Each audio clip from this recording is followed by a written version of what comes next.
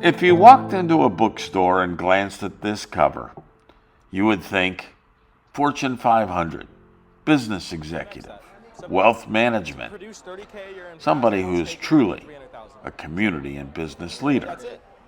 Well, all that might actually be true. But what you may not realize is why the kid word in the title. That's because Jackson Shembekar is just that.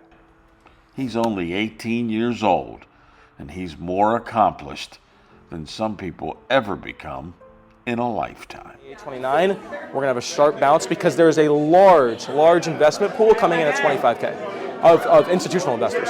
So at that 25K threshold, we will not cross it. We're going to see a bounce if it gets there. I'm only 18 years old. Yes, 18. It was a lot of it. I mean, I am blessed that I'm slightly above average on the intelligence spectrum, that's for sure. But I mean, it's a lot of just doing the work. I mean, it's not a lie. I did spend countless nights up until 2, 3, 4 a.m. I traded in the London session nonstop. I mean, it was a real desire in the sense that I felt like I was doing things, but I wanted to do great things. And I think that it's very, I don't think it's that hard. I think that you just have to put the time in and dedicate yourself to something. And if that could be anything. It doesn't have to be crypto. It can be your sport. It can be your passion, just a hobby. It doesn't matter. But I think if you put in the time and you really want to pursue something, then anyone can do it. And it's not just me. It's small stuff. You're not going to use that for big transactions. And then you have this next thing of decentralization. Why do you want people controlling your business? Right? And it's a security bait that's been around. When you consider that Jackson Shembekar started working as a freshman in high school, and by the time he was ready to graduate, he had made his first million. Now he's in college, and while he continues to work as a full-time student, a college baseball pitcher, he's also making time to get out in the community because business leaders in our community want to hear his story.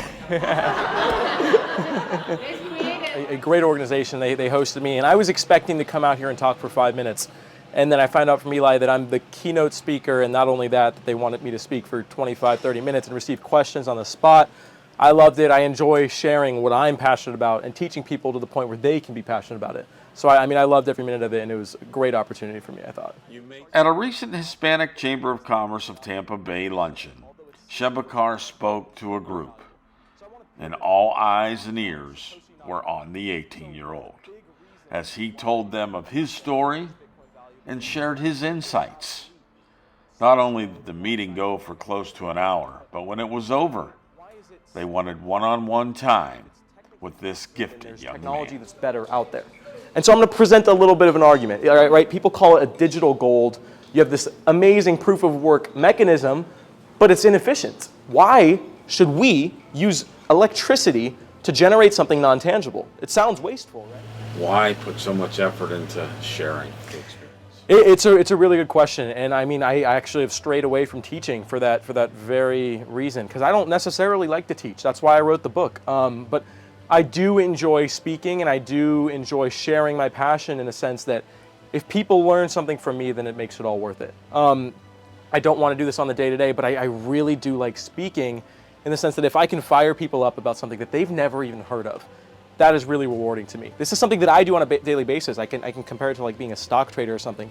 If you're just crunching numbers all day and you get to share that experience and get people excited to do what you want to do, I think that's a great thing. Why do you want people controlling your business, right? And it's a security bait that's been around for decades, but it's finally come to fruition in the sense that we can have finance without these third parties. And I think that's a very big improvement, and I think it's going to revolutionize the digital economy for sure. Yeah, so if you guys can just see the whole picture of the history of money and how it continues to evolve, you can really easily see that this internet money is the next evolution of money. And that's why, we think, and I think more because of Jackson, this is the future, and it's not too late to invest. Okay, guys, thank you so much for coming. Let's give Jackson a great hand, guys.